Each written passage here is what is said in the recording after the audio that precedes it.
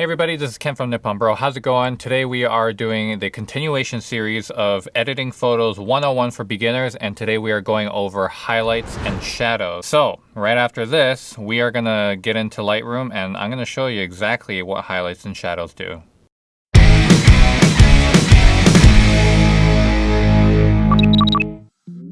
Welcome back, guys. So, today we're talking about highlights and shadows, and I don't think it's gonna be too long of an episode. But again, I will show you some examples as well as a definition of each one. So to begin, we are starting off with highlights. So what is highlights? Well, highlights is basically anything that is bright in your image. So let's say, for example, you had a dark scene with a light source coming from one direction or another. Now, the highlights slider, basically what it does is either turns down the brightness or turns up the brightness, but in that specific area. It's not going to brighten up like exposure does your entire image, or darken the image entirely like exposure does. So highlights are specific to what is the brightest part of the image. So it's kind of like, just think of it as turning down the lamp and turning up the lamp, kind of like if you have a dimmer lamp. That's exactly how it would be.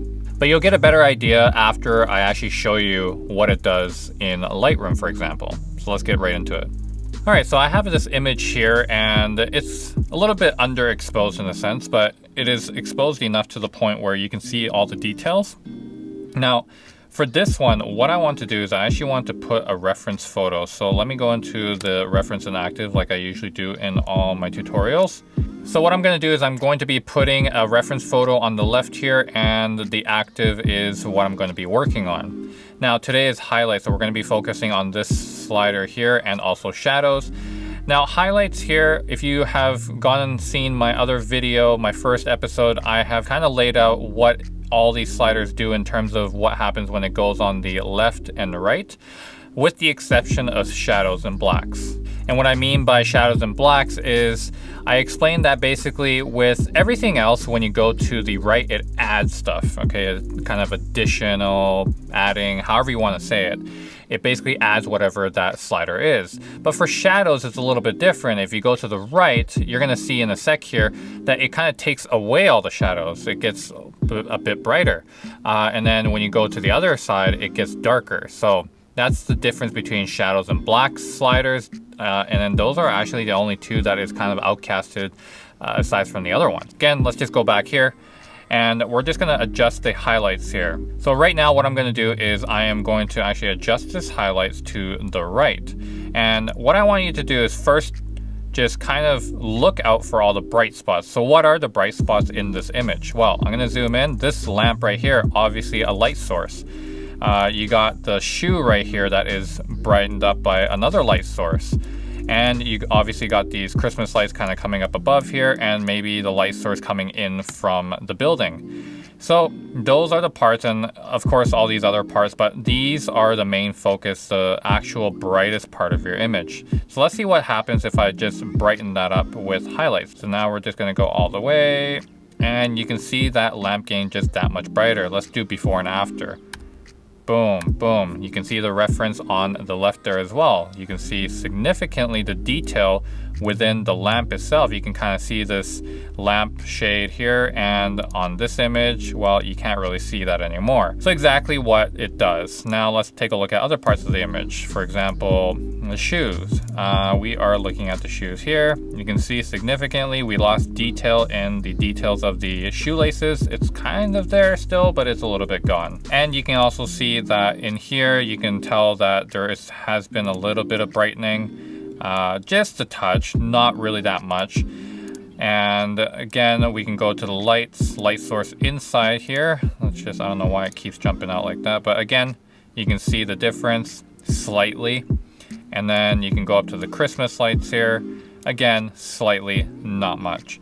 Now, the only reason why these aren't that affected by the highlights is because it's, again, taking the brightest part of the image. So in this case, it's the lamp. So when the lamp, it's kind of like how it works with if you have a softbox or a lamp in your room. When you have a lamp in your room, it's coming from one side of the source and it's lighting up the other parts of the room. But just because you light up that one of the light, you're not going to get the same amount of luminancy equal brightness on the other side. It's not going to be like all of a sudden 2 lamps up here in the room. No, that's not how it works.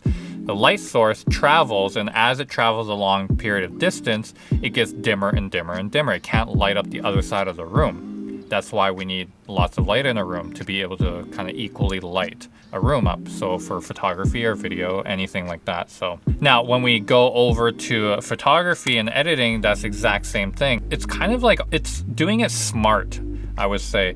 So the highlights, they're not actually brightening up everything to a whole nother level. They're actually just basically taking the light source that you have, in this case it's the lamp, and it's actually just brightening it up, like you're kind of turning it up on a dial. That's exactly how it'd be working.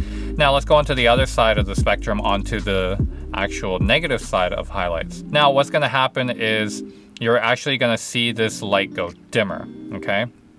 So again, just like you would on kind of like a dimmer light, you're just going to dim that down and put in a little bit more mood.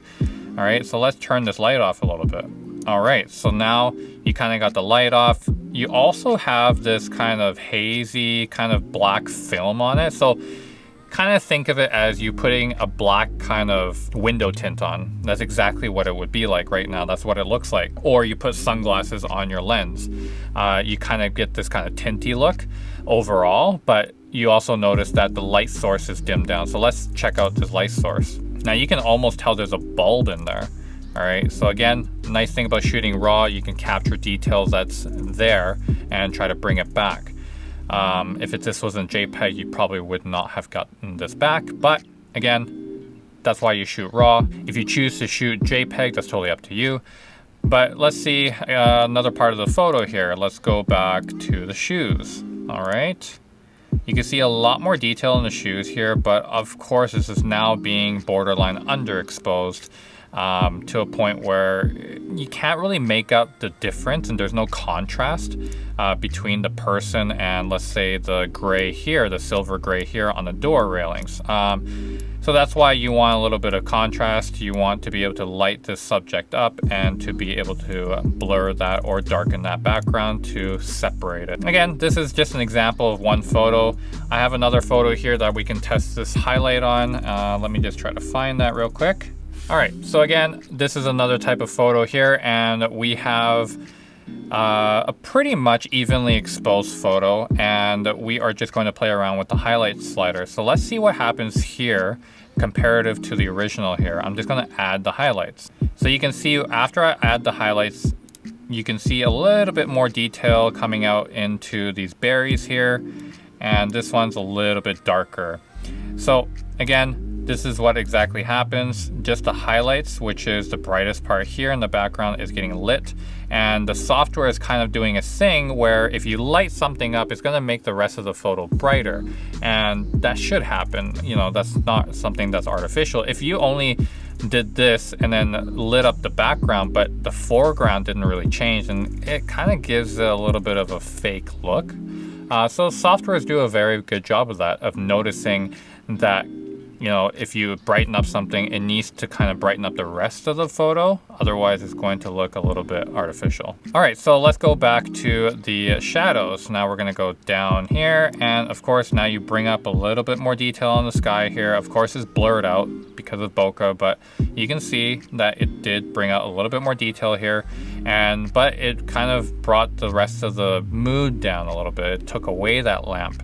Someone turned it off, in a sense. So this is how you would kind of effectively work the highlights, where the brightest parts are. And sometimes you don't want that bright part. It's too bright. You just want to tone it down a bit. That's when you would use a highlight slider. All right, so now let's move on to shadows. Now, shadows are, I don't know if some people might take it pretty self-explanatory way, but you are affecting the darkest parts of the photo. So that's exactly what shadow means. It's the darkest parts of the photo that you are going to be affecting when it comes to editing. But like I said, with the shadow slider, it works a little bit differently than the other sliders. And this works also for blocks. So let's go on to Lightroom and I'll show you an example of how the shadows work. So I'm actually going to just come back to this photo, and then we're going to go back to the other photo as well, just to test it. But with the shadows, what happens is you see the dark parts of the image, which is all this right here, all this foliage right here that's behind this plant, all this kind of branches down here. These are the dark parts. Now,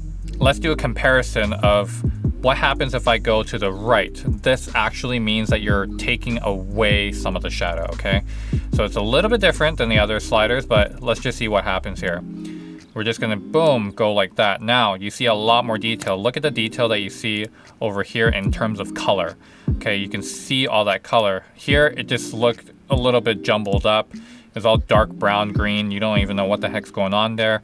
But here, you can clearly tell that there is a branch there, and that there's leaves over here and other small branches, and you can see a little bit more detail within the actual berries itself. So that is exactly what the shadow does if you bring it to the right. It takes away all the darkness. All right, now we are going to go on the other side of the spectrum to the dark end. Now you're going to be adding the shadow, okay? So this is where people get a little bit confused because they think right is positive, so it's adding shadows, but in essence it's actually working the opposite way. So that's why I said shadows and blacks are a little bit special in case of the slider spectrum on any editing program. So as you can see here, darkened it severely, and if you look at the background a little bit, just keep a look at the background, it kind of maintains a similar type of shade in the background. And that's because, again, shadows in the editing software, they are pretty smart. They leave the background a little bit, and because they know that the foreground in this case is very dark, that it doesn't have to affect the background too much, because at this point there's so much darkness within this photo that it knows that almost half of this photo, if not 60% or more, is dark. Now, let's go on to the other photo here, and I'm gonna show you what it looks like if you turn down the shadows and everything. So let me put this left here and active. All right, so let me just set everything to 0 so we're not kind of messing around here. So again, these two are identical. Now with shadows, let me go up. Again, it takes away that darkness, okay? So let's see what happens here. Boom, now you can see the difference. Now, let me just do a little bit of a live preview here, and what I mean by that is I'm gonna zoom into this sign here. Now you can see a little bit of the letters here. The O is a little bit faint, but let's see what happens if I turn up the shadows here. Now you can see the O, you can see the rest of the letters that you couldn't see. Again, let me set that back down to 0, and then I want to move over here. Now you can see the shadow behind the chair here, and you can't really make out the leg of this chair. You can a little bit, but it's a little bit hard to see. So what's gonna happen here when I move the shadow slider to the positive side? Well, now you can see that leg. Of course, it's going to be a little noisy because you brought a lot of detail back from the shadow. So, you know, you have this kind of balancing work to do, but you can bring it back. All right. Now, once we get into kind of like the brush tools and everything, you can kind of pinpoint that area and bring the shadows back. So you don't need to affect the entire image. But of course, that's something that's going to be done in the future episodes here. Now, what happens if we go to the other side? Well, you can kind of guess. All right, all the dark parts of the photo, again, the chalkboard, the behind the chair, all these parts up here, that's dark, and even the darkest parts of the skin tones and everything, you are going to see significantly dark. So let's see what's gonna happen if I go to the left. All right, so now you see a little bit of a difference here. Skin tone color changed, went darker, and you're gonna see behind the chair here went even darker. This little triangular gap right here is almost unforeseeable here. And then of course, the O is almost disappearing compared to this. So yeah, that's pretty much exactly what the shadow does. Now, the shadow and the highlights is used in specific times when you want to tone things down or get rid of stuff that is in the dark and the highlights. So when you are doing the sliders, and a lot of people think, oh, well, exposure does the same thing. Well, no, it doesn't really, because exposure just affects the entire image itself, whether it's going to be bright or dark. And highlights and shadows kind of pinpoint the dark and the light parts of the photo to be able to adjust those individually.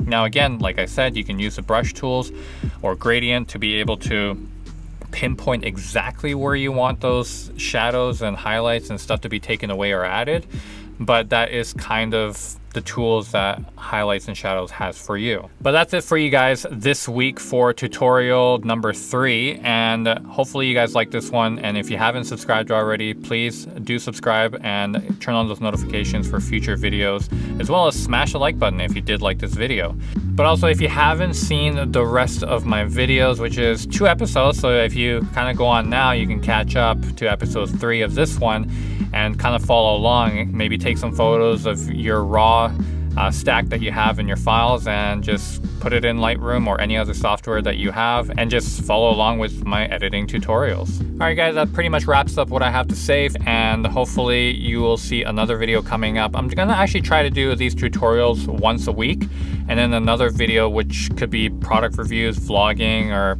maybe even some filmmaking. So if you guys want to keep up, again, turn on those notifications so you guys know when those videos pop up on your feed. All right, well, have a safe one, have a good one, and just keep creating. All right, peace out.